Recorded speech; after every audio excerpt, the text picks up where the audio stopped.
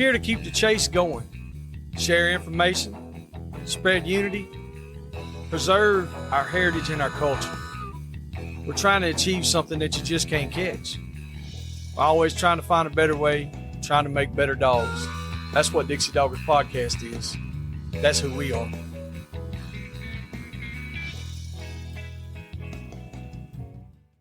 This episode is brought to you by Rankin Ranch 38 Cattle Company. Marc Rankin specializes in Brahma and Brahma Cross cattle in Oglethorpe County, Georgia. You can contact him at 407-832-2077. 407-832-2077. This episode is also brought to you by Phil Wilson of UC Hunting Properties. If you're buying or selling land, farms, or hunting property, these folks know land. You can contact him at 678-791-3483. 678-791-3483, or visit his website down below in the description. All right, everybody. Here we go. We're doing it again. We all here tonight. We got Uncle Pat on the horn with us. We're going to do a special segment just for everybody that hates running dogs, running walker dogs, foxhounds, trig hounds, dogs that smoke all the other dogs. This is a segment for that. And we have another guest with us tonight. We got Mr. Sam Boutwell on the line with us. He's got some of them long-legged dogs that'll run the piss out of everything. So how y'all fellas doing tonight? Doing great. Good deal. Pat, you still with us? Man, look, I just got home from work yesterday, so I don't have no stories. Well, I got some stories to tell, Yeah. but there's kids. I hear you.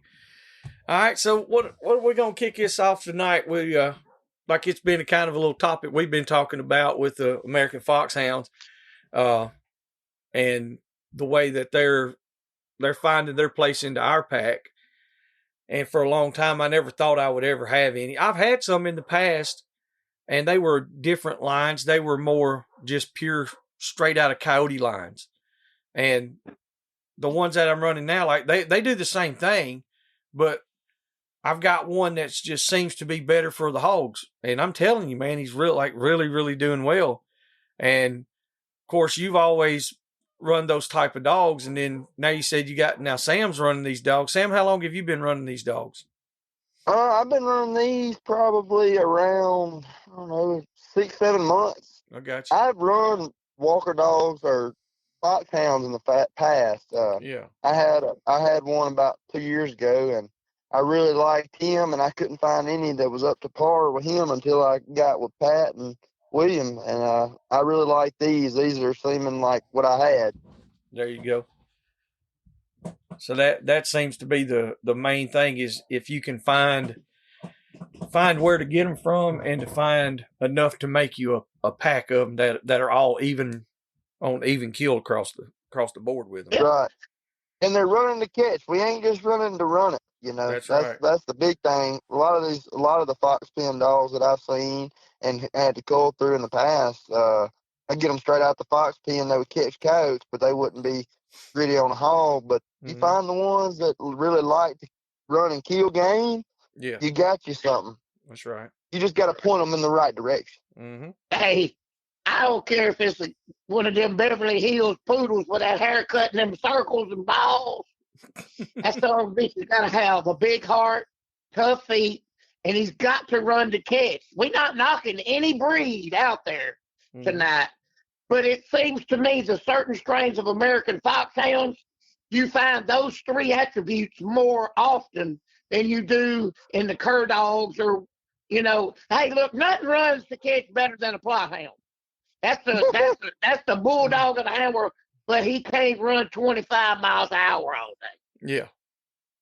And the thing about it, like saying, and I had a couple people want to discuss about the whole run to catch thing and the way that we say it. And, like sometimes people might be using it the wrong way. What we're saying is not that they're necessarily running to catch it by the ear, but they're running to stop it and hold it and bay it.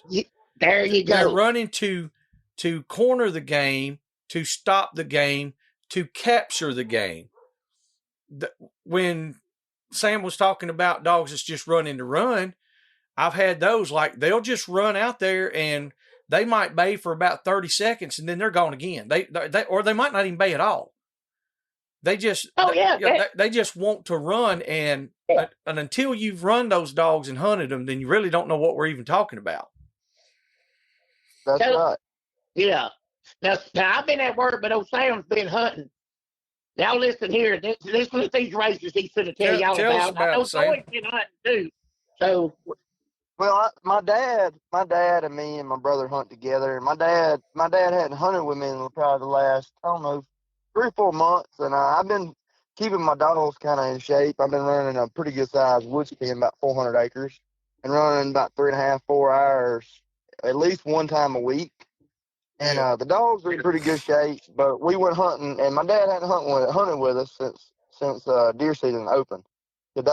Yesterday was the first time he's hunted with me, and he had been hearing my brother talk about the running walkers that we had got, and we took them run. We had trouble. We had some hogs around our house that are just, I mean, we run them all the time, so they're really educated. So we do catch hogs down there. It's just you're going to have to work for them. You ain't just going in there and catching 10 or 12 in a day. I mean, we go to the marsh and catch something like that. But these, you really have to work hard for. It's going to push a dog. And we run. Man, I had a GoPro on yesterday, and I wish I could have got more footage than I did. I got 1 or 2 crossings. But we had a big boar hog, had a puppy trail it up. And once we got it jumped, I let them run it probably about 6 miles. And when I say 6 miles, I'm going off the Garmin. Yeah. I reset my track log right when they jump. That's when I do it. Once they jump it, I'll reset it. Well, they had run it probably 6, 7 miles. He came across the blacktop. I seen the hog, and I packed these running dogs in there, man. And I packed one at first, and they really started pushing him hard, and he hit the road again. Probably about an hour and a half later, hit another road, and I packed another one, and we ended up running this hog close to 20-something miles. Good Lord. 20-something miles according to the GPS. That thing can be off. Oh yeah. Here and there. Well, no, I know exactly what you mean. Yes.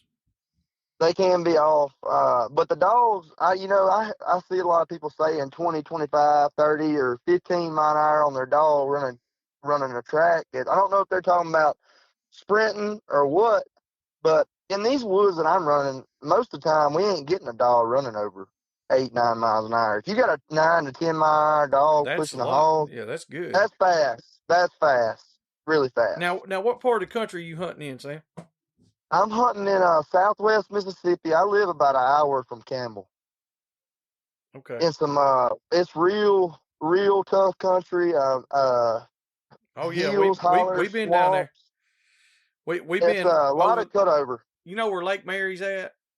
Oh yeah, well, I hunted down there with Campbell on the first a few years ago. Okay, well that's where we went down there with Campbell, and like you said, it's tough country, and that's where we were introduced to I don't know how many mile race in triple digit heat, right? And we put our dogs in. Our cur dogs fell out after a couple of hours. I think Sally, the oldest cur dog, I think she made it, what, Nate, 4, almost 5 hours. Mm-hmm. She made it a long time for a cur dog for us. Yeah, and she was dude, when she got out, like, she was collapsing. But the old foxhound, that son of a bitch was in there just getting started good. And I had always heard these long races. We've never had them. And if they didn't run 20 miles, I'll kiss your ass. I mean, like, I didn't look at it on the Garmin, but I know for 7.5 hours, them dogs were smoking, and there wasn't no brakes. Like, them son of a bitches run, Logan Campbell's dogs run the damn hair off of them. And so when you say a 20-mile race, I firmly believe it now. Used to, I think, I'd be like, man, that sounds, I don't know. But, yeah, I believe it. We did end up catching the hog. I mean, I was really a believer after we caught that hog. That hog gave out yesterday. I mean, yeah, he didn't want to run anymore. He couldn't run anymore. And it's not that hot down here right now, but it was probably 65 degrees. But I mean, we pushed that hog. He tried to throw us into some sows. That didn't work. And man, they stuck to him. It was probably the best dog work I've had all year. Honestly, it was really tough country, and they got it done. Hell yeah. Now, how old I'm are on. they? But the two that I'm running are close to probably 16 months old, I got 15 you. months old. They're young and in shape. Good deal. So what'd your dad think about all that? Well, he told me, he said, I'm a believer in them now. Yeah. He is going to be wanting to get one at some point. We've been trying everything we could. He went and bought him some Catahoulas the other day, and Mm-hmm. I'm not colorblind. It don't matter to us what we run, as long Yeah. as it's catching game, That's and right. that's the way we look at it. If it's a cur dog, I don't care. If we're running catches hogs, it don't matter to me. There you go. I ain't colorblind either. No, But you ain't them bad. the Hey, son. Hey, straight ear. Yeah. Straight ear, son. Straight ear. Hold on to it from over the hip. Mm. the one Hey, thing Nathan, the give me one that. thing I would Nathan, give me say, that look, man. I gotta be quiet. Well, I heard this Nathan, phrase growing up all the time. So the first time I got a mixed girlfriend, and I was telling my dad about it, or it might have been a black girl. I don't know if she's black or mixed. I can't remember. I just And want to know what her mom look like. Dad said, "You just like me, my boy. You like Jesus. You love them all." Hey, that's where it's got to be, ain't it, Pat? asking for a friend. Asking for a friend. That's it. Oh man. But no, like you said, not being colorblind about this stuff and having all these other type dogs. I don't think that we will ever be able to have like a whole pack because our properties where we mainly hunt at, they're not big enough to hold White Boy Rick. I mean, like Rick ain't playing. He don't even play the radio. Like this dog is a machine, and a lot of the properties I have, like they, you know what I mean. He'll be off of them in no time. So Hey, Joey. he's going. I gotta have him in a place. What's up? Joey, Yeah. can I get off of here and get back on in about 10 minutes? Yes, sir. You can. I got somebody pulling up, and the damn dogs is going to eat them up. No, go do your All thing. the dogs talking. You just hang up, and that way I don't hang everybody up.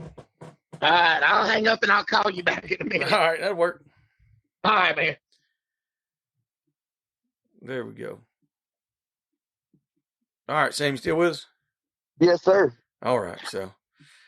But anyway, like I said, it's just I really like the way the dog is that we're running. We've had some in the past. They were too open for what I liked. This one's not that bad. When I say he's not open, like he'll open on the jump, and then he'll just bump until he gets hot. And then when he gets hot, if there's other dogs with him, it seems like he's more open. But if there's not, sometimes like he's not barking hardly at all. But he's just enough I can pack another dog to him. Right. And with running these silent curs for so many years, dude, I couldn't tell you how many races we had that we never could pack in. Because the dogs, they're not making any noise and they're doing their job, but I can't get them any help. So that's one thing I do like about the hounds, man. I've hunted with some good cur dogs. I like a good cur dog. Watching one that's really got his mind on the business and has got a lot of drive, they're fun to hunt behind. No, ain't no doubt at all. So y'all just dry cast them, I do. I hunt tracks. A lot of times I got a jump dog that I use. It depends on the situation and where I'm hunting. If it's a lot of hogs, I'll just let them precast. But if it's just one or two tracks, I got a certain dog that I put on that. And once she gets it jumped, she's done her thing, and I'll let her run it for a few hours. And sometimes she'll bay him in the bed. It just depends on the hog. He makes the call on that. Yeah. Now what kind of dog is that? She is a Korean Walker. She's out of Bear Dogs from up in Virginia. Got you. Good old cold nose jip, huh? Or bitch. Yes. Logan. She was actually Logan's pick of the litter. Hell yeah. He is mad at me right now because of it. I love you, Campbell. Oh, Logan knows about them dogs, don't he? Mm-hmm. Yes, he does. Me and him have hunted together a good bit in the past, man.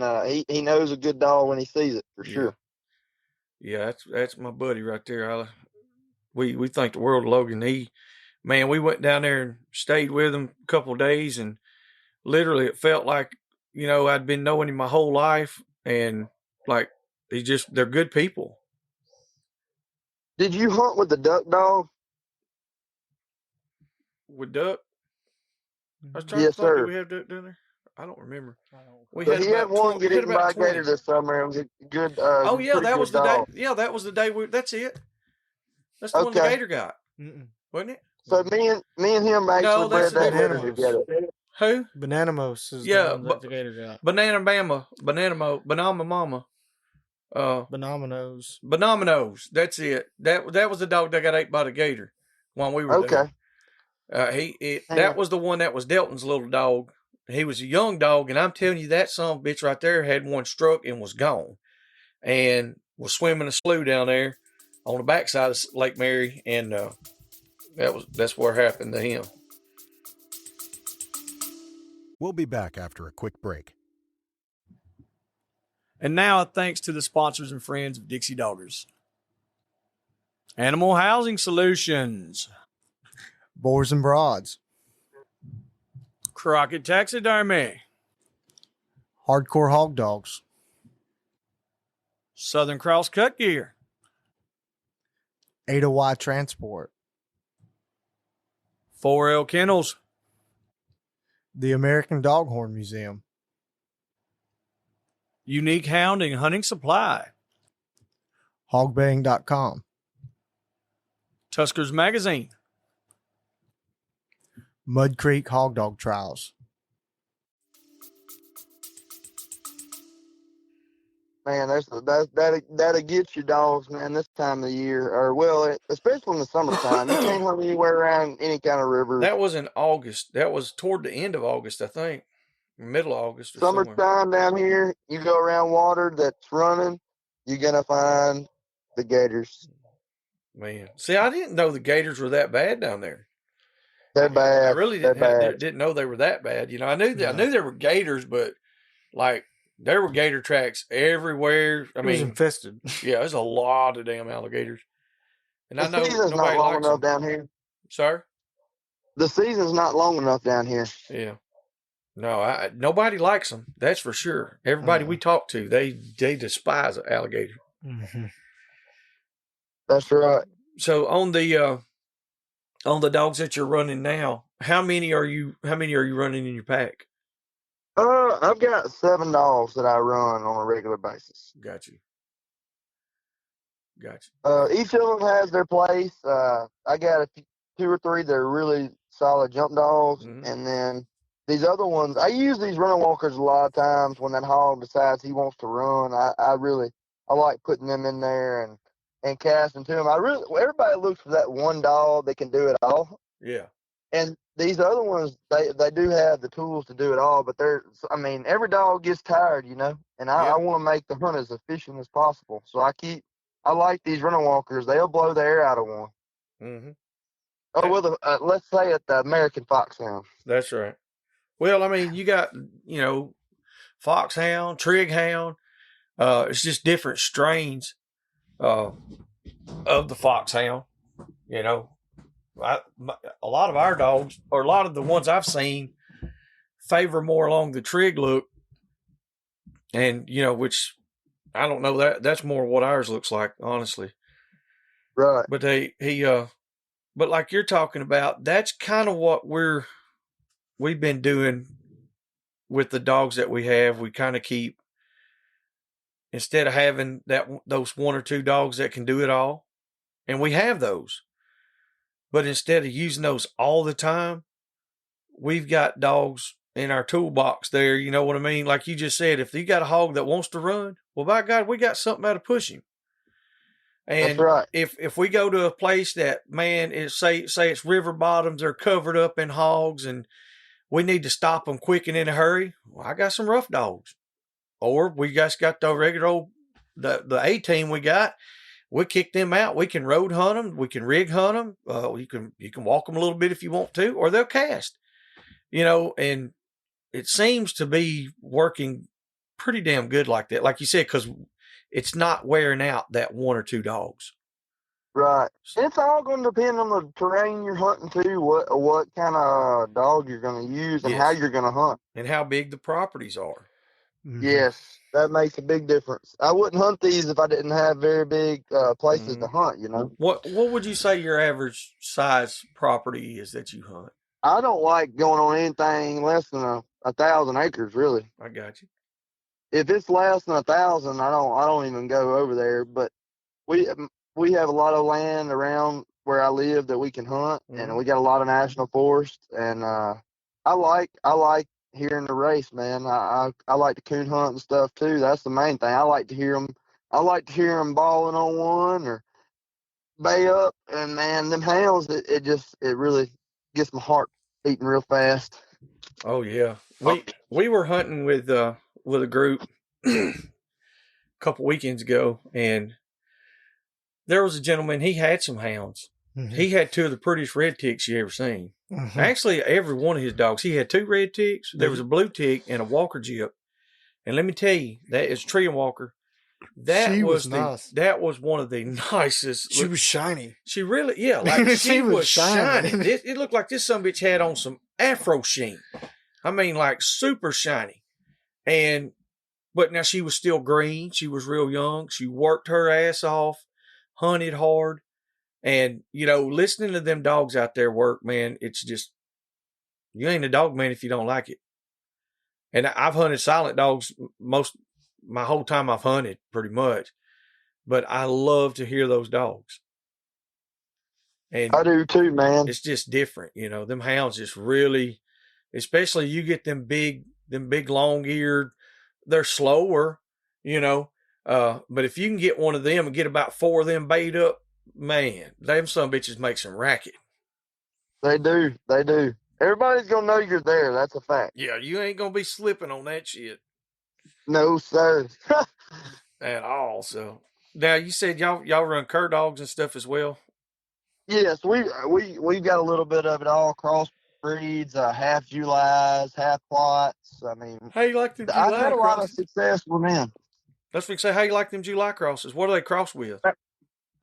Plot and July, man. I have a friend of mine that's been breeding them for probably about 6 years now, and he's got them, man, and he's got some really good ones.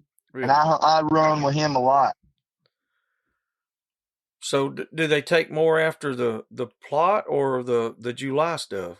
Would you say? Well, they seem like they've got more stamina. I feel like the July gives them a little bit more stamina. Their Yeah. feet hold up a little bit better, and plot gives them enough grit where they ain't suicidal, but they bay good. Yeah. That's the biggest thing with running dogs, man.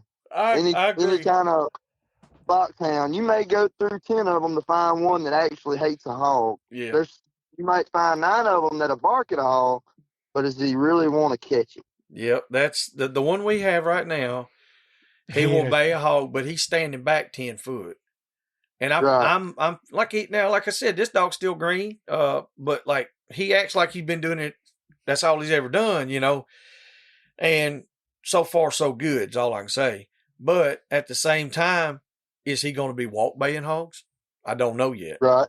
So that's one reason why I was like, he barks enough, I can pack something to him.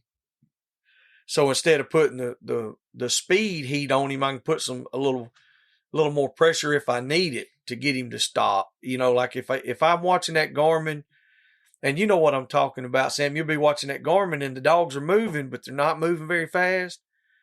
And that bark detector's going off. You're like, well, hell, they walking him. Mm-hmm. So then I can throw old Junior and them on the ground. They go in there and they head him up, make him stop.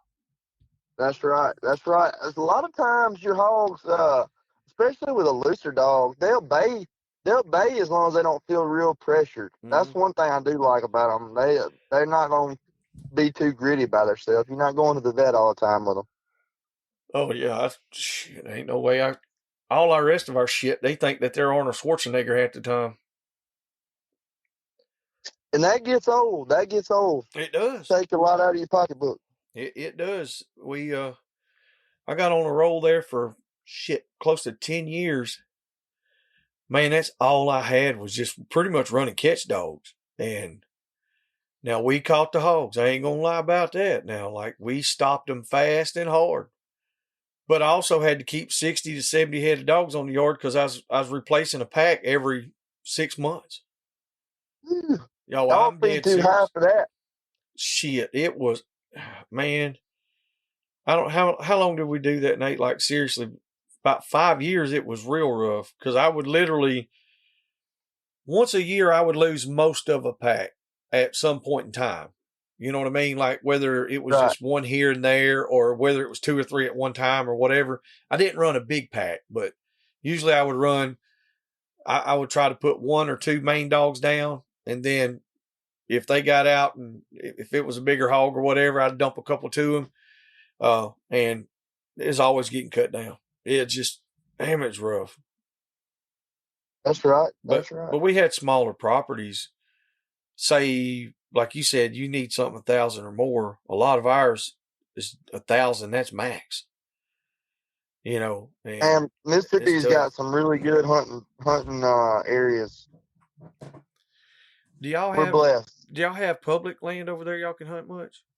Yes, we hunt. We do a lot of hunting. That's actually where I cut my teeth hog hunting, trying to get dogs and stuff. Was the Delta National Forest up in North Mississippi. We used to do a lot of hunting up there when I was younger, off horses. Yeah.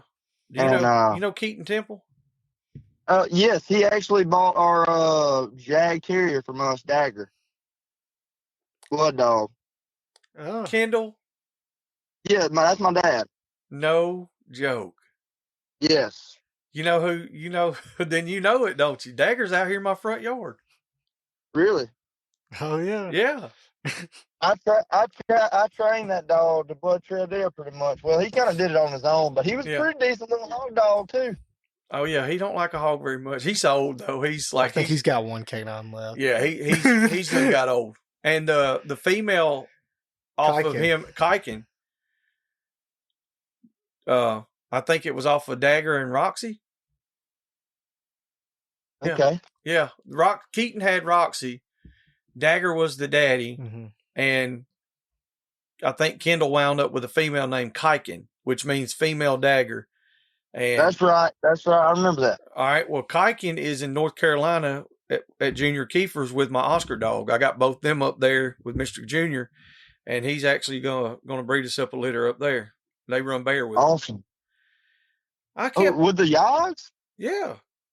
Oh my goodness! I didn't know they could do that. Man, Oscar's got more put out to him than any of the plots, just about. Really? Yeah. Hey, that little dude. So I mean, like he's a bad little dude. Ain't no joke. That's pretty impressive. Yeah. Dagger was always really nice. I always liked that little dog. He had a lot of sense. I kept wondering where I knew that name, the Boutwell name. I was like, man, I know that name because I asked Pat earlier, and that's when you said that. That's why I kept thinking. I was like, dadgum, I was going to ask your dad's name a while ago. That's pretty cool, man. Small world, dog man world. Small. It is. Now your dad, does he still have the plots? He used to have plots, didn't he? Okay. Yes, that's what's got us into the situation where we're using the American Foxhound a little bit more. He wasn't a believer till the other day. I know he loved them plots. He does. He still does. We still catch hogs with him. We caught one today with him. He had some nice ones. Ain't no doubt. He does. Man, that's awesome. That's a small world. Yeah, I drove down there and got Dagger. I don't know. There's Pat calling. Let's see if we can get him linked in here with us. All right. All right, now you back on there, Pat? Yeah, I'm back on there, man. Boy, you done missed the good stuff. I bet I'd always do. Listen, we got to talking just a second ago, and I asked him what his dad thought about all this and that, and I asked him. I said, Keaton Temple, because he's talking about going to Delta National Forest. He said, yeah, and he started talking about this little Jag Terrier. He said, yeah, we had a Jag Terrier named Dagger. I said, hell, Dagger's out here in my front yard right now. Oh, and his daddy had bred some of those Jag Terriers up, and I went down there and got the last ones Daddy had, and that because they're originally off the Dixieland line, which is me. I'm the Dixieland line. It's a small world, ain't it? You didn't know who he was a while ago, ain't you? No, I didn't. I had no idea, and His dad used to run them plots all the time. Well, I guess he still does, but he had some really nice plots. We'll have him running some of them old long-legged foxhounds for long. Oh, he's gonna get some. There ain't no doubt. At least one or two. Yeah. It's like when I got off of here a while ago, y'all were saying, about here, there, and how's the running there, and this, that, and other. Yeah. Will Booth put something on Facebook a couple of days ago. Said, if you ain't switching geographical locations on a regular basis, you don't know what you're feeding. That's exactly right. I put that. I think Ed put that in his book too. Yeah. That he wrote about that. I mean, a lot of dogs can get it here, can't get it there, and vice versa, and this, that, and the other. But the one thing I have found, that if you got a good American Foxhound that is making a hog dog, you can get it anywhere you go. Yep. You might not get it as good as a certain specific bred dog there, but it will leave your feet and go find you all. That's exactly right. I ain't seen no issue with none of them heading out, The guy said, well, the first time I did it, maybe 20 years ago or something, yeah, them guys were collaring up, and I just had one dog with me, old Jennifer, and I didn't raise her. She come from Chad Bird down in 70 River Bottom. A lemon-spotted bitch. Supposed to have been in July. I think she might have had some bird dog. I don't know. Bitch was bad. Hell yeah. They said, they got through collaring up, and they said, well, which way you want to go? I said, well, I'm in yonder about 550 bay. Why them goddamn cur dogs was rusting them hubcaps? Yeah. That American Foxhound was hog hunting. So well, that's what we turned that rascal ours loose, and old Braxton. You remember Braxton, don't you? That young boy down there. I think that's one of my illegitimate children. Yeah, he acted like that's it. Well, hey, I'm gonna tell you, Pat. He's 21 years old, and I got to brag on him. It was probably one of the best run hunts that I've been on. He ran the whole show, had everything lined up, everything set up. Hogs were there.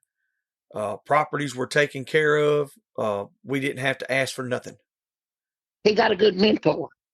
Hey, I'm telling you. And the dogs, the boy's feeding something. All of them. Yeah, you bet. He's feeding good dogs. So I just wanted to brag on him a little bit right there. But anyway, old Braxton, I tried to let him have that foxhound too. And boy, I forgot. Nate told me, he said, Braxton, that's that dog Daddy was trying to give to you. He said, ain't no way. So like you said, while all them other ones over there rusting them hubcaps, old Rick, he was out there knocking the bushes back. He said, let me put him in my Garmin. Put him in there. He was 1.83 or 1.86. He said, well, he's going over his fridge and blah, blah, blah. He's telling me I didn't have a map card for the place. I said, don't say nothing. Just let him do his thing. I said, well, let's get over a little closer to him so we don't lose connection. So we go about 2 miles. I said, where's he at now? He said, he's 1.86. I said, well, that's where you said he was a while ago. He said, well, that's where he's at now. We did that like 5 times. And he said, Joey, he said, either this thing is stuck or that dog is staying the same speed that we're driving. I said, well, he's running about 18 miles an hour is what it says. So when Garmin first come out with that 220 or whatever it was. Yeah. Maybe 10 or 12 years ago, we had already been running walker dogs for 6, 8 years, whatever, I don't know. Yeah.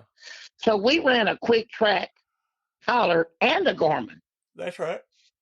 Because there wasn't no such thing that they didn't come out with. Which those old 220s would pick up about 2 miles. Yes, they did. They did better than any of this other stuff. A lot better than this bullshit they do now. A lot tougher. Yes. I never had one of them collars. Some old original collars. Had the metal on the back, and the whole collar was made together. Every bit of it was nylon webbed and had Garmin on it. Man, that was the nicest stuff. It was built to last, and I think that's where they realized they messed up. We wouldn't buy no more. And used to Garmin, you just sent them a collar, they sent you a new one back, no problem. Yeah, didn't cost you nothing. So we would enter when these tournaments first started happening. I'll just go down the road about every 2 miles and throw one out. I might bring 15 or 20, and it was like running a trot line. Yeah. I just go to start, rounding them up with the quick track. Old quick track 6,000, son. 10 or 12 miles, I mean, you good. Yeah. So, Sam, you ever use one of them old quick tracks? Yes, sir. I got one. I got the 6,000 too. hey, it'll tell on his ass, won't it? That's a fact, man. In the Delta, I used to have to use that a lot because, I mean, there's not as many roads up there, and it's big woods, big blocks. You may be in a 3-4 mile block, Yeah. and that Garmin lose them. Or worst case scenario, gator eats your dog. You can still beep it when the Garmin collar gives you that question mark. Yeah. They definitely had the pros. Speaking from experience. Yeah. Yeah, them gators ain't too nice. No. So Sam, he was looking for a dog. Yeah. And to be straight up honest about it, I didn't start that dog that he's got. Brad Stanley over here, my hunting partner, he had got a pair from William or whatever, and we was running them, and one was just as good as the other. But he done messed around there and got a couple more pair and a couple more that I gave him. That was, so he had too many, and he was like, what do you think about selling that male dog? I said, I think he's messing up because, but what it is, we weekend warriors mostly, Yeah. And I'm back working now. It's a shame I'm back working. I thought I had enough Democrat in me to quit, but I just couldn't do it for very long. That's right. Plus, this woman, she's something about having a job. Just kind of keep her around. So, and then so Sam messaged me, what about this dog, this guy? I know you hunt with him. I said, oh, hold on. Well, there was a couple of guys like ahead of him wanting the dog, whatever. And I went over to Brad's house and said, look, I said, need to get this dog because this guy right here, he runs 2 or 3 days a week in that 400-acre pen, and he hunts. He ain't in the pen, he's hunting. I said, and I'm saying all that to say this, guys. The harder you run a cur dog, the worse you will make him. That's why they don't practice these bay dogs, but ever so often. That's right. Like Goose ain't had a practice day since he was probably 8 or 9 months old. Yep. He just don't. The more you push a cur dog, the worse you will make him.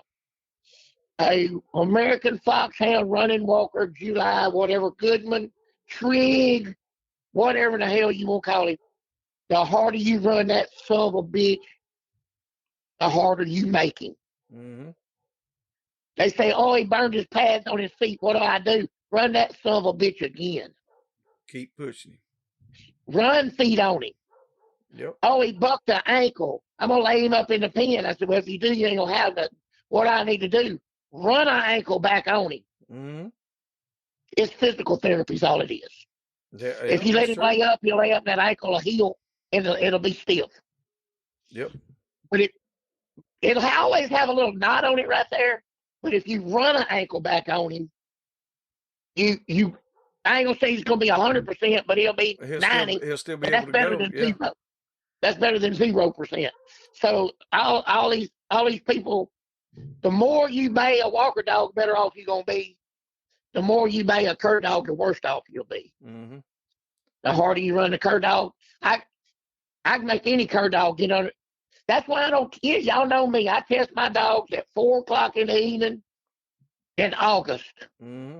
Remember that video I made baying? It was 145 degrees, whatever. That's and right. A girl right with me. I said, "You want to go in there?" And it was just we were sitting in the air conditioner in the Jeep. She said, "I'm not going." I said, "Hell, me neither." I just drove off and left them bathed. I done seen all I needed to see.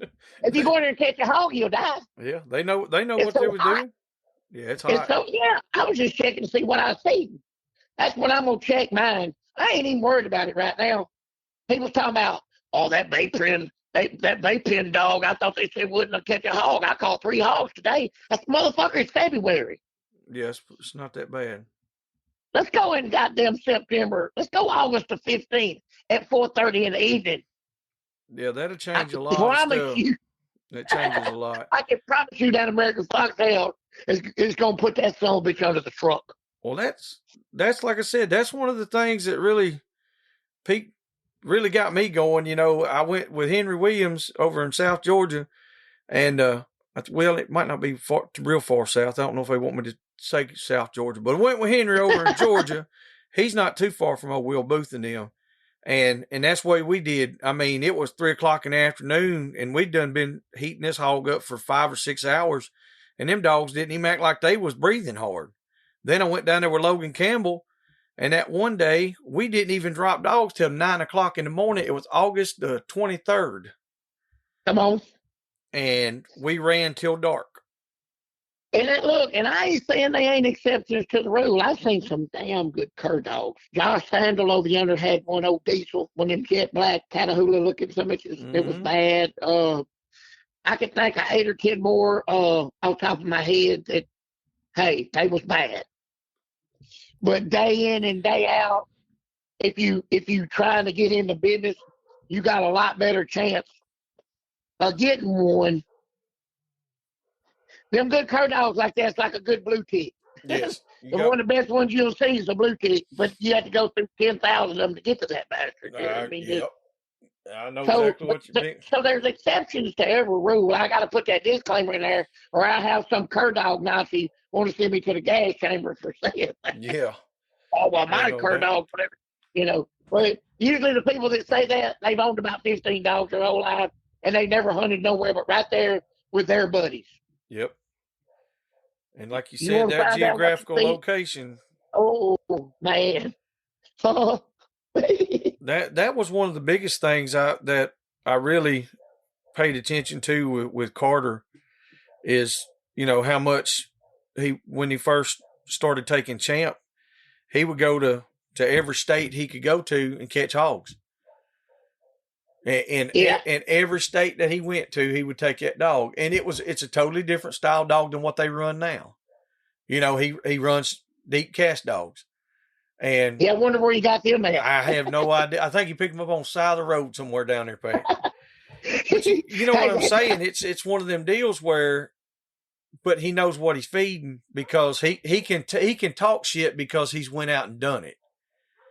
You know, that's what I'm getting at. If you've never went out and done it, and if you've never taken your dogs but to one place, well, I mean, how do you know what you're doing? Or how do you know what they'll even do? Sam was talking about having what'd you say, some plot and July crosses, Sam? Oh, yeah, plot July crosses. I mean, we cross a little bit of it all. If it works, we'll try it. Now, hey, how far do you haul probably them? Some mean son of a bitch. He said that's what they did. He said that plot put a little bit of that grit in there. I'm personally not feeding any of those plot Julys, but I've hunted with them, and I am going to feed one probably in the next month. I got him coming my way, but he's not ready. I have hunted with him a good bit. Okay. Hey, the man said he's placed his order. There you go. Yes, I did place my order. Ain't nothing wrong with that. I had Boo Boo Parrish pull up here. He's coming out somewhere out of West Texas with a load of equipment. And I got a little half walker, half cur dog puppy. There's about 9 weeks old, and I said I'm gonna give it to you to take home to that boy of yours. And here's why I'm gonna give it to you. He don't know this, but I had him in a pen next to a big brindle dog, and the brindle dog's mean. But I went out there today, and that puppy had that damn lip of that brindle dog caught and had it pulled through the goddamn wall, and was sitting back on that son of a bitch and shaking his head like Zebo. I mean, hell yeah. And so I said, well, it's just a matter of time before that big dog catches that puppy's head and that wire just right and kills it. Yep, that's so right. I went ahead and shipped it off today. That's exactly right. Because them little puppies, though, when they get like that, like you said, that old big dog just grab the end of that nose or get him just right, pull his head through there, it'd be pretty rough. But that's something for that puppy to just get and do that. Yep. That's something that you can't teach. Nope. Without a doubt. There's no doubt in my mind that puppy, although I've made this cross before, and it definitely, I mean, I'm expecting it to do that. Yeah. They got to run they got to run to kill it. I mean, they run into for an ending. You know, Daddy had that fox pen, and he had them old dogs that coat stop. Hell, they just pass him up. Go look for nothing. Yeah. So that's what we was talking about a while ago. That's just running to run. I told Daddy, what they said, what do you think? I said, I think you need to kill every one of these counterfeit sons of bitches. Lord mercy. So, but Daddy was paying for the coats. I wouldn't. Yeah, I was going to say that might make a little bit of a difference. Because I don't think they like it when you're in that pen and when you turn them loose and they kill all their damn coyotes or foxes. Nope, they don't. No. Listen to Sam said, no, they don't. You have a story for us, Sam? Yeah. Well, yeah. Tell us about that, Sam. Well, I went to one not too long ago, right before I had talked to Pat, and I went to the fox pen. Went one morning, and it's got one right here by the house, and I went one morning, and this guy had one catch a coyote, and I actually had two walker dogs in the truck that wouldn't bay, and I really wasn't wanting to get rid of them, but well, I was wanting to get rid of them, but I wasn't wanting to get rid of them, if you know what I'm saying. Oh yeah. And we ended up swapping because I wanted the one that wanted to kill something, and he wanted something that would just run, so it worked out for us both. Good deal. And that dog actually caught that coyote that day, and he turned him loose from me because it costed him, I don't remember, it was like $100 to kill it. You kill a yote in there, it's a problem. Oh, that's pretty rough. Yeah, they don't want them running to catch in there, but you can get some good dogs at the fox pen if you pay attention. If you pay attention and know the right people. I bet. So there's another strain of walker dogs, and this American Foxhound, but at work, I work with some guys from Mississippi, and they run deer dogs. And they found out I had a dog off of old Scout, Callaway Scout, I think it is, whatever. Yeah. Anyway, they run to catch dogs. They use them out in West Texas, and them deer pens, them guys hire them guys to come in there with them dogs. He said he couldn't use them Scout bred dogs because he couldn't break them off deer. Said that some bitches catching them goddamn $200,000 deer.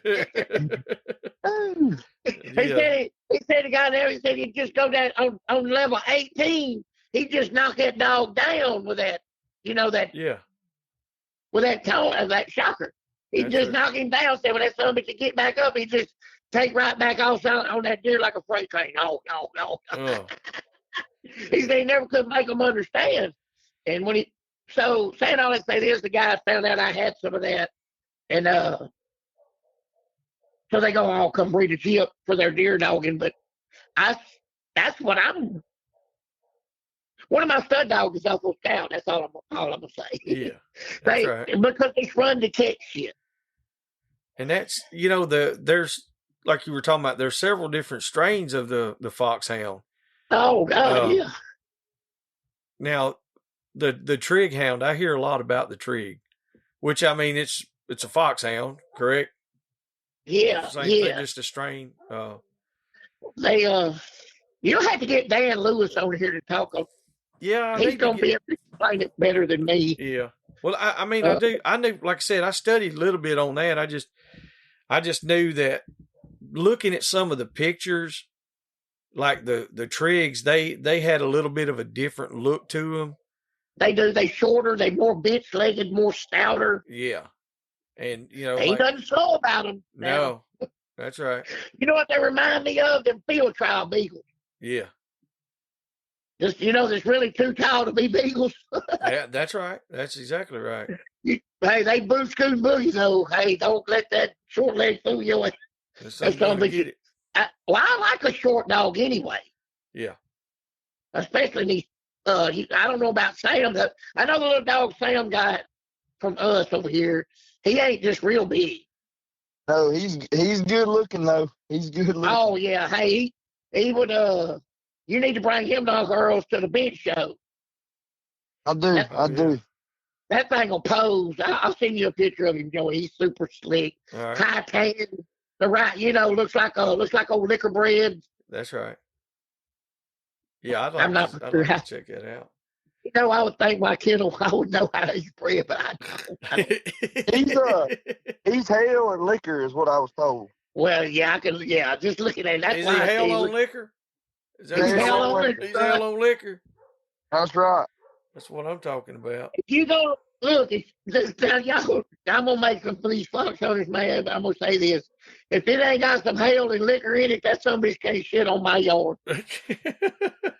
Ooh. That's what I'm talking about. Because the most what I found. But now look, I ain't in the fox pen business. I've been barred for years. But from You what I got can them fur remember, pullers, you got them damn hide pullers and hide snatchers. That's $100 a head, Pat. oh, how well do I know it? Pat just puts them on an annual salary. He's like, look here, he goes there to the fox pen on Friday and hands them $500. So here's this to cover the first speeding drive. If people don't believe my shit don't run the catch, you just call Carter Schultz and ask him. That's right. He had a 140 or 50 inch 10-point hook his britches slap off in a pond one day. Yeah, I seen that video. That was all right. That was funny. It wouldn't have been for old Davy. Carter might not have made it. Yeah, that's what I was like. I said, what in the hell? I said, he's got to be with Pat. As soon as I seen that video, he sent me that video. I was like, oh, he's got to be with Pat. I said, that's it right there. I love it, boy. I ain't gonna lie. I don't go much. I tell you what I am gonna do, though. You don't know this, but I'm gonna tell you. I'm gonna see you Friday. Yeah. I'm gonna see you there. I'm just gonna go ahead and spit that out. Yeah, I know. I ain't bringing no dogs. I'm like, by God, I might bring old white boy Rick with us. Bring old Rick. I might bring that old curl-tailed son of a bitch up there. He don't know how to pose yet, but he knows how to piss on a tire. And he'll piss right here. Yeah, that some gun. He'll stretch out yonder and run. You know, I don't know what he's running, but he'll run. Now we're gonna bring some puppies. Hey, what about? I mean, so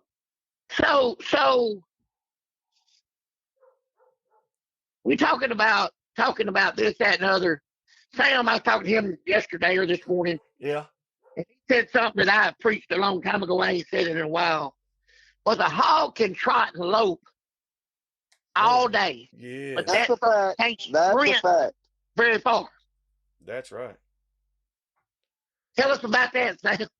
Well, I mean that yesterday was a real test of that. You got to get him out that trot, man. You got to get him out that trot. He can trot all day, but he can't sprint but about 2.5, 3 hours. Yeah. I can't sprint but 2.5 or 3 feet. Yeah, I mean, man, that you got to put pressure on him, make him make bad choices. If he's thinking good, a hog's smarter than most people give him credit for. Mm-hmm. They use all their senses against you, but if the heat's on, man, you really pushing him, he ain't gonna get a chance to use them as much as he would like. He's got to flee.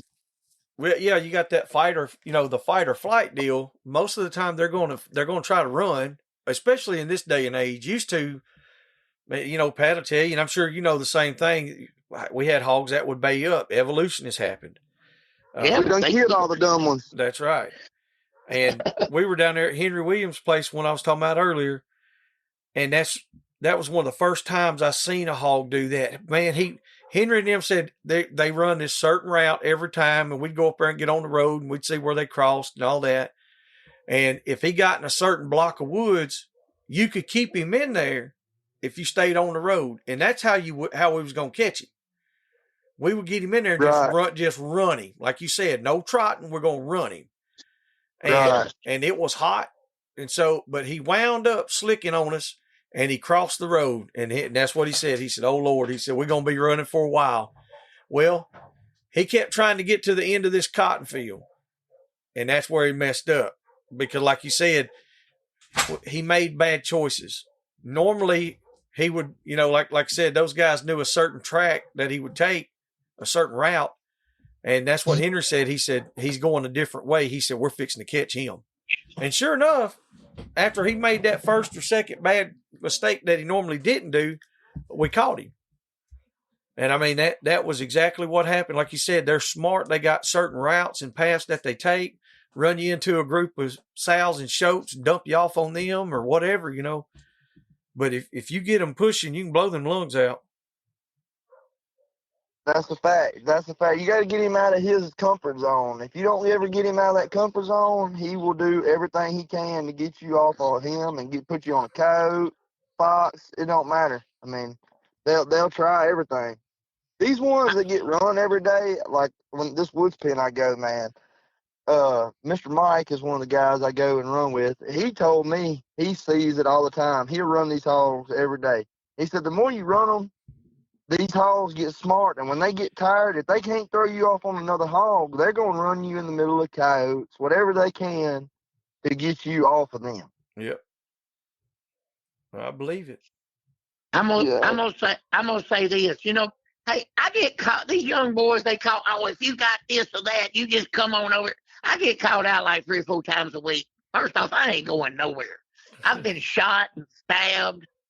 I ain't finna go off nowhere, okay, y'all? I ain't coming. I ain't scared of you. I'm scared of going to prison.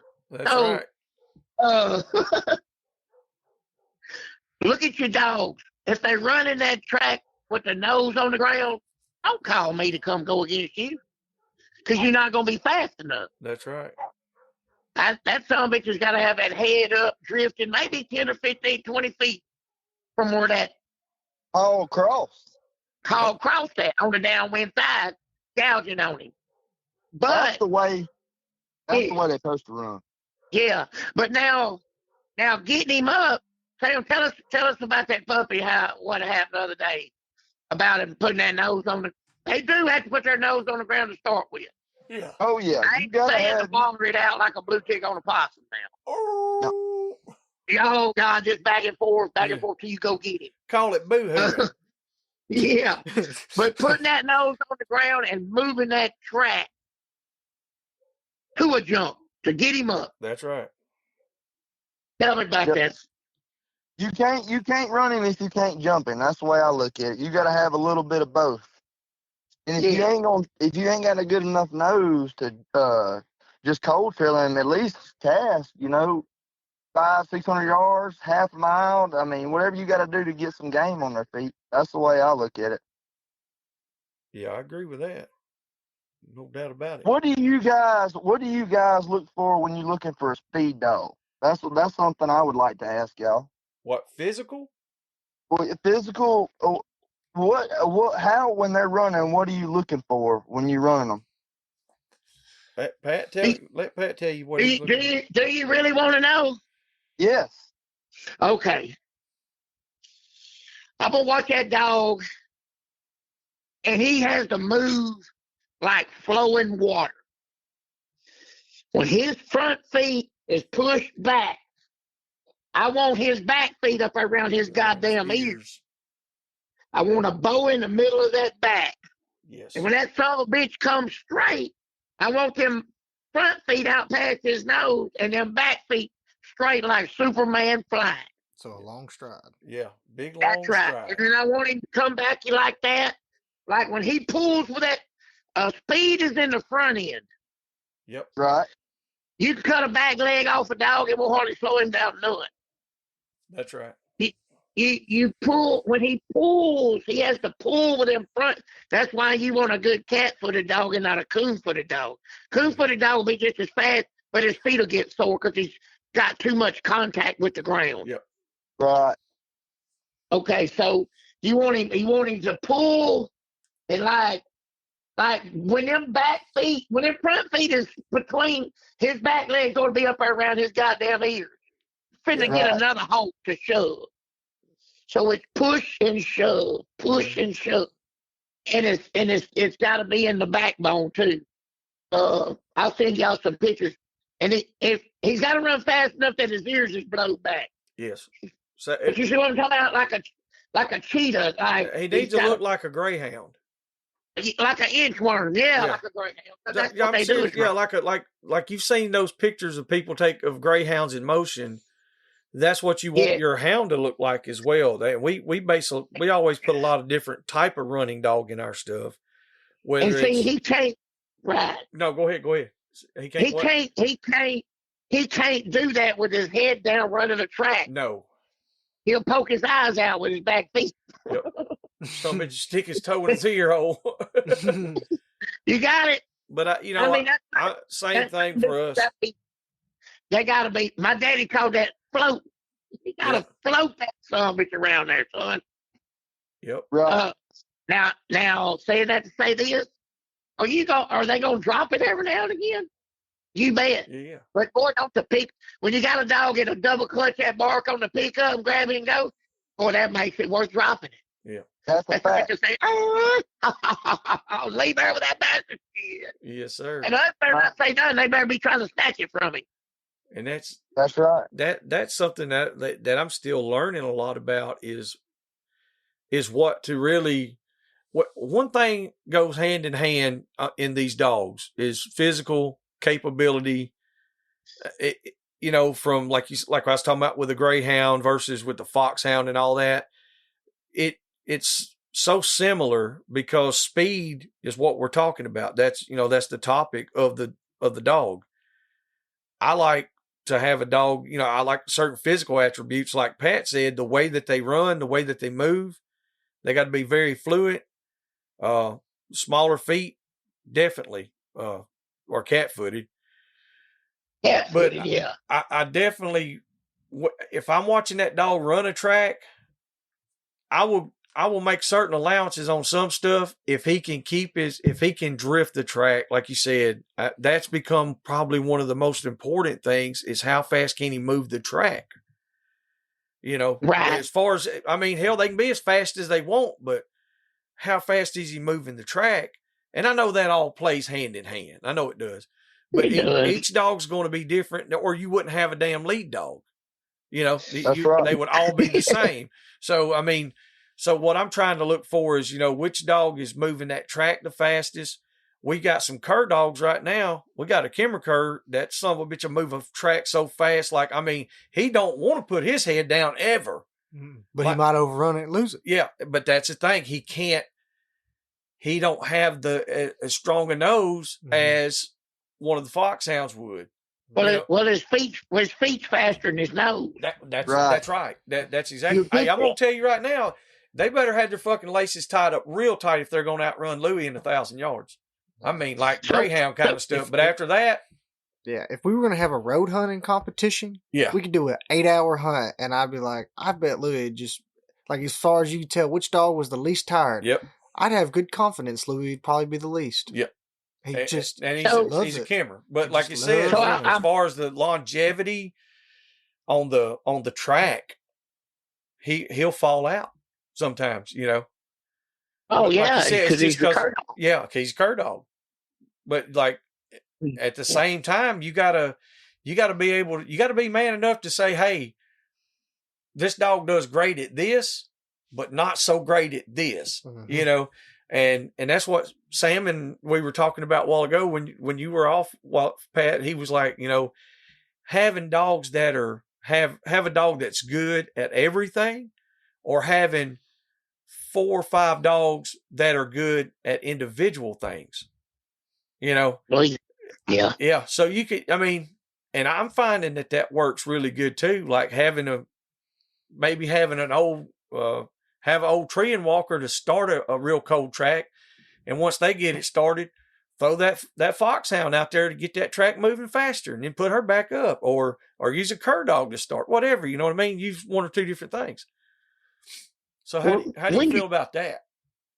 Well, one thing, going back to the way the dog is on the speed, look at that distance in between that foot and that ankle, that bone right there. I don't know what you call it. I guess is ankle. That bone in between that ankle. The longer that bone is right there, the faster that dog gonna be, because that's his cantilever. That's his first pull. See what I'm talking about? Yeah. So it's like a cheater pipe. Yeah. The more strength he's going to have, the longer that bone is. That way he can dig. Metatarsals. It's like the first joint up on his leg. Yeah, right from that ankle to that foot, that first little spot I don't know right what the there. hell it's called. The longer that is, the better off you're gonna be. But now, in certain dogs like that, have you ever noticed that some of them might have rickets or something like that as puppies more than others? Certain breeds. Yeah. Have you ever dealt with that much? No. Okay. Well, I didn't know. I was just I curious. don't look. I have let these son of bitches die. Yeah. People's gonna get mad at me for saying this. I don't even give puppy shots no more. Yeah. Well, I mean, I let these son of bitches die till I got a set that could live. Yeah. You can take care of something too good. That is 100%. Puppies that's born in the dirt and don't get shots will make it better and be stronger overall than when you baby. Hey, I look, seen these women, that not too long ago. It's a fact. We got a dog out there named Gene. That son of a bitch was born under a doghouse, about drowned, lived in squalor. All of our dogs. He was on Section 8 for at least 6 or 8 months. I mean, it was bad. Like, he rode a damn short bus. We let all of our puppies be born in the dirt now. Yes. So now it's mandatory. They're born in the dirt. I'm glad y'all agree. I'm glad y'all agree with me. And I learned this from people. Look, them crackheaded son of bitches. You ever seen a crackhead at the hospital? Oh, yeah. You ever seen a crackhead at the hospital with COVID? No. Negative. Hello. That's right. No, you're 100%. I knew what you were finna to say too. I almost said too much, but I had to cut it out. But you ever seen a man head at the goddamn hospital with COVID? No, and you're exactly that right. That son is immune. Yeah. That dirty son is immune. He's got that immunity built up. That son got killed. Yeah, that somebody's probably got some antibodies that scare the hell out of COVID-19. You heard me? Yes, Lord. Ain't no Same doubt. way with them dogs. You can baby them too much. Yep. And that, I didn't ever think about that. I always was like, I was scared to death. I was like, man, if we don't give them 4 shots, if we don't worm them every 2 weeks, if we don't do this, we don't do that, and then like over the years, it's just like hell. You can't kill a damn stray dog, and that some bitch will drag around. You know what I'm saying? That some bitch will drag around damn old neighbor's dog. Yeah, 9 puppies. Dog that stays pregnant. Yeah, 9 She'll puppies. Have 9 and raise 10. Yes, that's a damn fact. Them some bitches, they don't even get fed. They just fend for themselves. Damn. And it works better. I mean, you still got to tend to your shit. Don't get me wrong. Yeah. Oh, yeah. But at the end of the day, people said, well, I had a dog freeze to death on me in the deal. Well, I ain't never had one freeze to death on me because he got wet in the water. No. You know why? Because when it was 5 fucking degrees the other day, I didn't have no heat lamps on a goddamn thing around here. That's exactly. Well, we don't. I ain't saying they wasn't in dog houses, and I ain't saying they didn't have plenty of bedding. That's right. But you don't overdo Even Daisy stayed out in it. Because I was at work. She has to go in the kennel. That's what I'm saying. But you're not overdoing it. You're not making it to where they have to depend on the heat. That's right. That's right. You make it where it's pretty comfortable. I mean, you look at them coyotes and foxes and bobcats and deer and all this stuff that's out in the wild. They ain't got no heat lamps. And look at these sled dogs. That's what I really pay attention to. There's a few. I learned a lot from the sled. I'm gonna be honest with you. I learned a lot from the sled guys. Yes, them dudes right there, buddy. Dog men. Yes, without a doubt. And them dogs will be out there 30 below. Them some bitches are jumping and snatching on the chain, ready to go. Yeah, they're trying to warm up. Yeah, I think say my dogs see 30 below. They're gonna be out there for real. They're gonna be with a homeless sign or something. They trying to get to the hotel. I cowboyed a little while up out of Casper, Wyoming, up there toward I don't even know where. Boy, that was I remember the name of the beer joint was the Beacon. I remember that. Anyway, and them goddamn old cows with that ice hanging off them something. And I got up that morning and I had to take a hatchet and cut the ice out of the bottom of my horse's feet so he could walk. Good Lord! I seen right then. Shit's a lot tougher. Yeah, you know. Oh, it's way tougher than what you think, than what people give it credit for. We fuck we mess them up. That's just like Yes. people say, how do you train your puppies? I don't. That's something that's just natural. Oh, I guess you think you got something better. No, I just throw them down and get out of their damn way. And They'll works. take care of their damn self. It works The better. more you baby it, yeah, it's just like kids. They send these kids out 18, 20 years old to meet as a drilling rig, and they don't even know to wash their goddamn plate after they eat. You know? Oh, yeah. They think their mama worked there, you know? It just don't. Well, these dogs are the same way. You can baby something too much. Yep. And with too much babying, okay, I ain't talking about the armed forces being bad. I'm just going to say this. What would you rather go to war with, a soldier of today or them World War II son of a bitches that hit Normandy that morning? Normandy all day. Give me the greatest. They called the greatest generation for a reason. Yeah. It's because they wouldn't baby like what we have to do today. And the thing about that is, and I had to kind of, I look at all sides of it. Some of those men and women from then, well, I ain't gonna say some of them, the majority of men and women from that generation, they were not baby, like you said, they were born tough. They was born in a depression. Yeah, I mean, they had no choice in life to do it. And even later on in life, when they had a choice to take it easy, they didn't ever choose the easy. Never. They always they done the most that they could do all the time. And I think a lot of that is where people fall short today. They do just enough no matter what. You know, they're like, oh, well, that's like somebody saying, okay, I got a sawmill over here.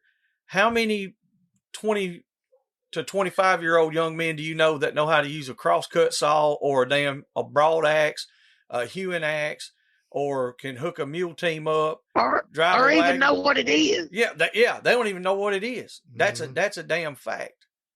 I made it to consultant in every aspect of the oil field. The only way I could have went higher was with a mechanical engineering degree, right? In every aspect of the oil field. They say I'm pretty smart. I say I've done a lot of dumb shit to be a smart man. There you go. But I had a guy pop off the other day said about me at 52, I'm back roughnecking. You know? Yeah. Low man on the totem pole. He said, hi, you know, kind of being a smartass about it. I picked up my shirt and showed him that 6-pack abs. I said, well, let's see what you got, Gus. There you go. I'm out here because I want to be. That's exactly right. Because I don't have enough self-discipline to work out, but I will roughneck. It's about the same thing. I was going to say, it's about the same thing, ain't it? Yeah, let me, let's get your old lady's opinion about it. That's what I wanted to do. That's what you going to tell him with it. Let's see what she wants to snuggle with tonight. Yeah. Me or Shamu. That's exactly right. That's exactly right. Hey, she don't like. It ain't that she don't like sex no more. She just don't like sex with you no more. I think to say I'd be easy, Pat. Easy. Well, whether she does or not, I don't know. But that would be my story. That's what I would say.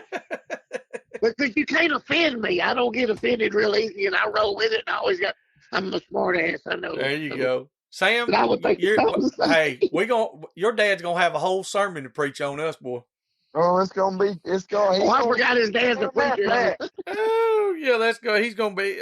He'll probably call me and be like, "Mr. Joey, we're gonna have to talk, boy." Oh my goodness! But no, hey, look, it's a good thing. I'm glad you brought it up. And it's something Ed put in his book, and I've always said it. A man that runs an American Foxhound hog hunting has got to be a little closer to Jesus than anybody else, because you're going to deal with more problems, because you're going to end up in more places you ain't supposed to be. You're going to make more people mad than a cur dog guy, because you're going to be, this is deer stand, that is deer stand, this is cow pasture, that is hog pen. You're going to cover 20 miles a day, right? Yeah, I believe it. I believe it. On the right hog, they'll lay them in the bed occasionally. but day in and day out with American Foxhound, you got to be able to tolerate more bullshit. Yes. I've seen that already. Because you're covering 5 times the amount of, what's a cur dog, 4 or 5 miles? Well, you're looking at 25 miles for the American Foxhound. That's 5 times the bullshit you stand to get into. Lord have mercy, I might have to get rid of mine already. So you got to be closer to Jesus. I mean, you got to be able to put your hat in your hand and yes or no, sir. And Yep. I don't mean to be here. Yeah, I didn't know he was going to go that far. We was just going to turn out one more time. Because if that, hey, that right there, turn out one more time. Hit on that for us, Sam. Oh, well. Oh, Lord. Yeah, Come on with it. man. That actually happened Saturday. I wasn't gonna pack my jump dog back in there when that hog crossed the road, and she was in the back of my truck. I called her up. She done run probably 17 miles, and I called her up. She was one of the last ones on the crossing. Then foxhounds started taking it away from them, pretty good. And I was like, she's wasting her time, you know. And I put her in the back of the truck, drove probably 15, 20 minutes, and that hog crossed the road again, and I just couldn't help it, man. She done running that long. I was like, why not? You know, I opened up the gates, and we ended up getting that hog bayed. And man, I got in there. First thing I noticed was she wasn't there, and I started looking immediately. I caught the hog, and that's the first thing I did. I seen she wasn't there. She was over there laid down. She got her jugular pretty well cut. Mm-hmm. And I got her to the vet. She's doing okay today. But man, good deal. After that, I was like, I told myself I shouldn't have done that. Mm-hmm. You know, I knew better than to turn her out. The good Lord told her to come out earlier, and I was hard headed. Good Lord, the best of me. If the good Lord tells you to pick them up with that gut instinct, with that gut feeling to pick them up, don't put them back down. That's right. Pick them up. Don't let your pride get your dog killed. That's exactly right.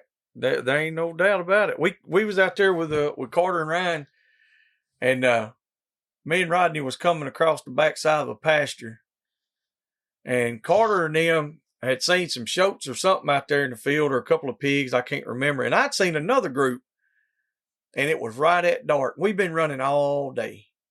And when I got up there, they had already kicked dogs out because we done picked them all. We had every dog caught up. Well, they was going to just try to catch them last one or two. Now, we'd been burning the hogs up. And I said, well, boys, y'all know what we did, don't you? And they're like, what? I was like, well, that last cast, just one more time. I said, we're here. And they just kind of laughed about it. So I turned two of mine out too. I said, well, let's just turn them out. Let's get with it. I said, if y'all here, I might as well have a dog in the race with it. That's right. And everybody kind of laughed and giggled a little bit. Me and Nathan and I think Kevin Brooks, we was laughing at each other. We was like, because we knew what was going to happen. And sure enough, several hours later, on somebody else's property in the middle of nowhere that we don't know, they swam the river, couldn't get them back. But I will say, old Carter Schultz said, well, I started it and I'll finish it. And he walked, 2 miles in there? I don't know how far. The man got up there and he walked in there to go get him. Old Drew went with him. Yep. Drew Brooks went with him. So hats off to them because we finished the night out. But man, that one, let's do it one more time. That's always a bad decision. It's a bad decision, especially when everybody's had a couple of cold beers and they're like, hell, throw mine in there too. Nah, don't do that, boys. Don't do it. Sitting around in the rodeos over, about 10, whatever, and you didn't have no slack and everything's fed, and it gets about 10, 15, and somebody says, I seen a little beer joint down the road. Let's go down there and drink one. No, don't do There's that. never one, Pat. Don't do that. You're going to look. Yes. You're going to dang how about that, girl? Yeah. In jail, or both. Yep. Or both. Beat up, or effed up. or need to help suicide. Don't go out. Don't. Let's go down there. We just drink one and we'll come on back.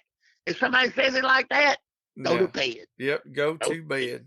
That is a fact. Turn the arena lights out. Go to bed. Get ready for the feed the next morning. Yep. Let that be your main focus. That's what. Because if you say it like that, it's 100% chance. It's going to be chaos. Somebody else is going to feed the next morning. Yes, sir. Well, that's what we're fixing to do. We gotta finish feeding up and finish packing up. We're gonna head out to we're heading to Rusty's in the morning. What time are we leaving? By probably 4. All right, 3:30, cool. 4. We still got to get some stuff packed up and all that. So I got to we'll think to roll. feed myself. I think we got enough. Yeah, I think we're an hour and a half in on it. So Oh yeah. so we're good on that part. Sam, you got anything you want to add on this segment, bud? One thing I'd like to touch on is Yes, sir. the speed. The speed. When we talking speed, we ain't talking about them dogs that just overrunning the track constantly either. Like it in the fox pen cheating the race all the time. Yeah. We ain't talking about that kind of dog. We talking about a track wind dog. You know, staying swinging the track, but he's running to catch his game. You know, that's what I would say. There you go. He can jerk and snatch it once or twice, but he better not do it all day.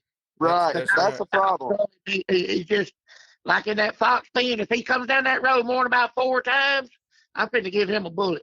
Yeah. I mean, I don't give a damn how fast he is. If he's dropping it that much, or you know, and it depends on who I'm running with too, because they may have one doing it to him. He may just be paying them back. Yeah. I want to be Right. watching really what's going on and watching what the other dogs is doing. But Sam's right. He can't throw it down constantly. John Blanton, I don't know if y'all know John Blanton, but he had KP and JP. He went everywhere he go. He placed first and second and third, whatever. But JP would always place behind KP, he said, because JP would throw it down a little more often. Yeah. And over the course of the field trial, KP would get more scores. Gotcha. Because he was consistent, is what the word Sam's looking for. Mm-hmm. Right. He can be fast, but he has to be consistent with it. That's right. Tell you a little secret, Pat. Yeah, That's where Rick come from. I know. that boy get it, son. Hey, if he come from John Blanton, the dog man of the highest order. Yes, sir. He is. He'll bust your ass 3-day hunt. He's one of the best. He's one of the best men all around that I've met. I'm talking about in the States. I ain't talking about in an area, a region, That's right. or a state. I'm talking about in the United States. That's right. That's right. And so, there's a term in the dog world called open to the world. Mm-hmm. And the guy says, I'm open to the world. He didn't even have a vehicle. Yeah. I said, how the hell you open to the world? Well, all they got to do is call me. I said, how the hell you going to get there? Yeah, I mean, like, what, we going to call a cab? Well, open to the world, but you got to come here. Yeah, that's exactly right. Open to the world means you go to that geographical location. You travel. Yep. And that's a fact. You know what I'm talking about. Oh, yeah. It's in the chicken world, too. Oh, yeah. And that's I've had quite a few people. I had a guy went through the same kind of scenario, and I was like, that's not even what that means.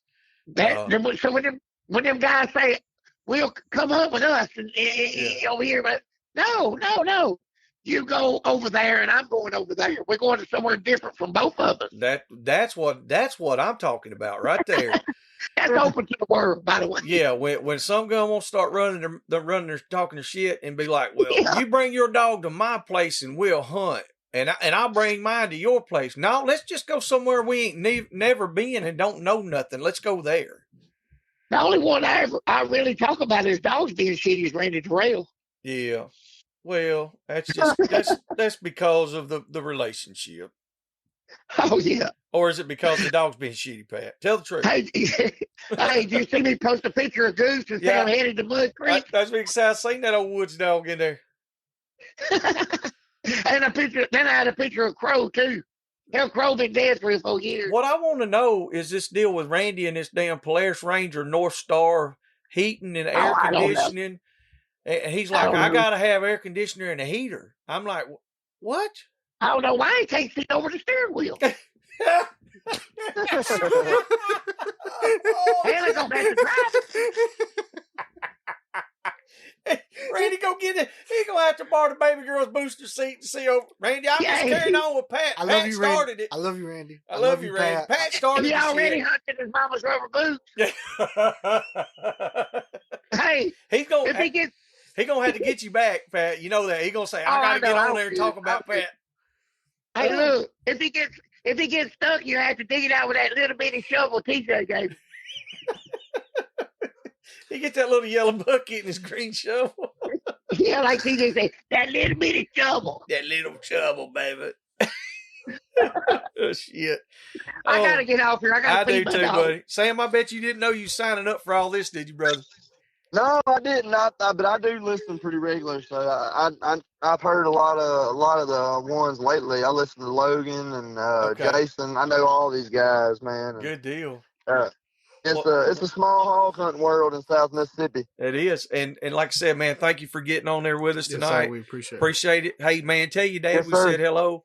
And maybe sometime in the future, you can ride over here and come hunt with us, or we'll come over and hunt with y'all, or we'll get together and have a big South Mississippi hunt or something. We'll do something. Y'all come on, man. These hogs go run now. It ain't like the marsh. We hunted there during deer season. I go all over I got you. and hunt. I went to Tennessee a while back and killed some bear, but we hunt all over, man. But February is our big month. Y'all get ready to come make a hunt. We'll make it happen. All right. I got your phone number, and we'll be in touch with you, Sam.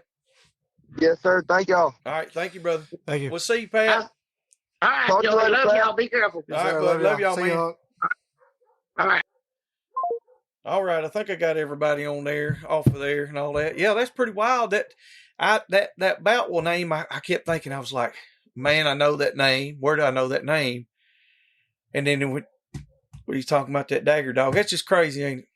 Yeah. How that all It's works a out. very small world. But I imagine. But like, look how many dogs and how many people that have been around over all the Well, years. when the So it's like, when the shoe's been on the other foot, it was like a puppy that you and Clay has started or something. And it was somebody in Texas or something. And they had a yog. And like we Yeah. go to the terrier trials and see it. And we see its grandkids and all this. And it's like, at least it worked out. yeah, At least it because worked out. like everything that I do and every dog that's come from me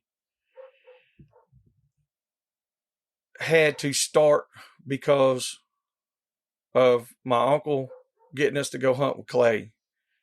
And then from there on, Clay Austin, Aaron Schinkel, Adam Brown, Dwayne Heatherly, Bill Orey, Jeremy Gilliland, Nick Knight, my homeboy Shane. Like these are the guys that's the whole reason I do what I do.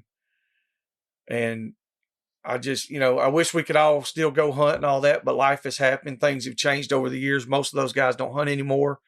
But they taught me the way to do things. They taught me the right way. They gave me good dogs, some of the best dogs that I've ever owned. And those are the best guys that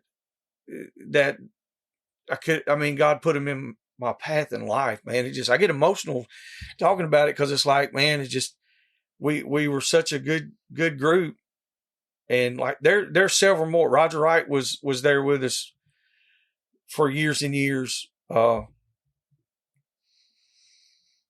And I miss him, man. But that's where it come from. So I get to see it come full circle. And I hope that maybe maybe these guys will hear one of these episodes and just know how much I appreciate the time that they took out of their life to show me stuff and to put up with my nonsense and my foolishness and my crazy shit and to be my friend and to take time and show me how to hunt. And that's why I pass it on now. So, all right. With all that being said, we're getting ready to put these dogs in the box and get stuff loaded up, head to Mud Creek. We're going to go out there and do this Woods Dog event. Maybe we'll see some of you guys out there. If we do, y'all make sure y'all come look us up. This will be out after that, I'm sure. So anyway, we'll y'all stay up with us. Y'all keep doing what you're doing. We'll keep putting them out. We'll keep talking shit to everybody that we can. And so until the next time, y'all keep them hounds on the ground. We love you. We out. Thank you. Hope y'all enjoyed that episode. Stay tuned for our new episodes every Monday and Wednesday. For questions, advertising, or just to chat, email DixieDoggers01@gmail.com.